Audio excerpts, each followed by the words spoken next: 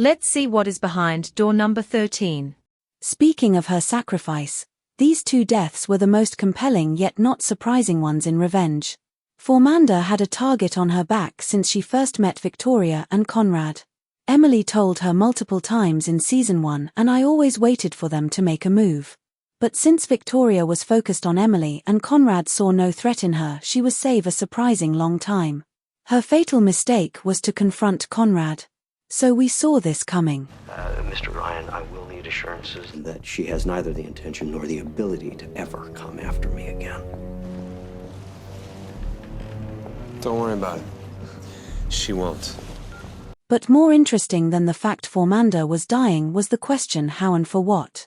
I like the idea they introduced in the first episode that it was some kind of destiny for Formanda to sacrifice herself for Emily. Destiny. To believe that a life is meant for a single purpose. Sacrifice.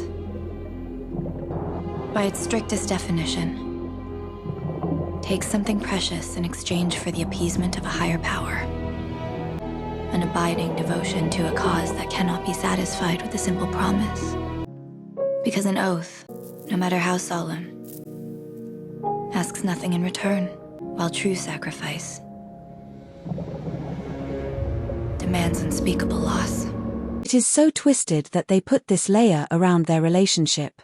Emily choosing her former cell inmate to take all the attention and risk, so that she can hide in Palin's sight. Maybe even not only accepting the thought of her dying in the process but also counting on it. Yet they did a great job making us and Emily fall in love with this girl. With some kind of redemption arc, becoming a mother and good wife for Jack. Though it was totally out of character compared to her introduction in Season 1, I really loved her storyline in Season 2 and how it ended. This was one of the best scenes from Season 2 and a great twist. Since we knew someone had to die. Even if it was a cheap trick making us believe it could be Jack. On first watch, this whole compilation was really intriguing to watch. Oh my God, I'm so sorry. Don't be. You've given me the one thing I thought I'd never have. A real family.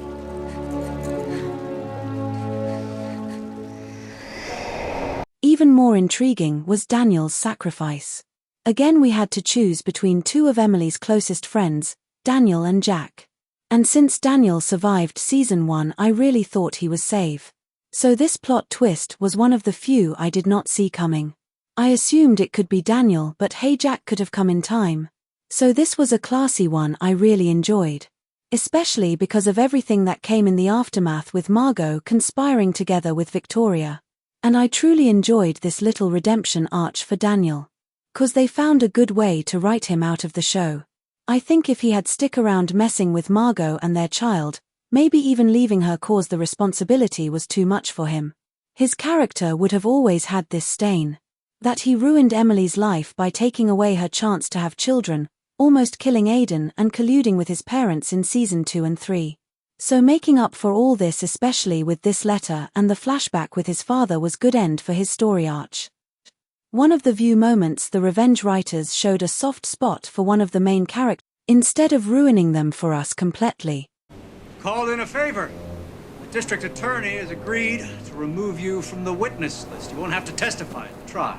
Gina was assaulted at my party, Dad. She needs all the help she can get. You know the defense will destroy her character on the stand. Yeah. With good reason. He took advantage of her, Dad, and bragged about it later. I have to testify. Daniel, your classmate has a powerful father with equally powerful friends. I'm hoping that you can recognize how that works for you rather than against you. If you could defend this girl without jeopardizing your own future, I might even encourage you to do so, but that is not the case. Why is my future more important than hers? Dear Dad, my whole life I've been told I was destined for greatness, based solely on the virtue of my name. I was taught sacrifice was for the foolish. Survival was all that mattered. But now I find myself at a crossroads, and I must decide what I believe to be true. There is no such thing as destiny. Legacies must be earned by the choices we make. I now know that we write our own endings, and we can either choose to hide as villains or live as heroes. You're gonna be okay, Daniel. You're gonna be okay. You're still lying to me. I want you to know that it wasn't all a lie. Not with you.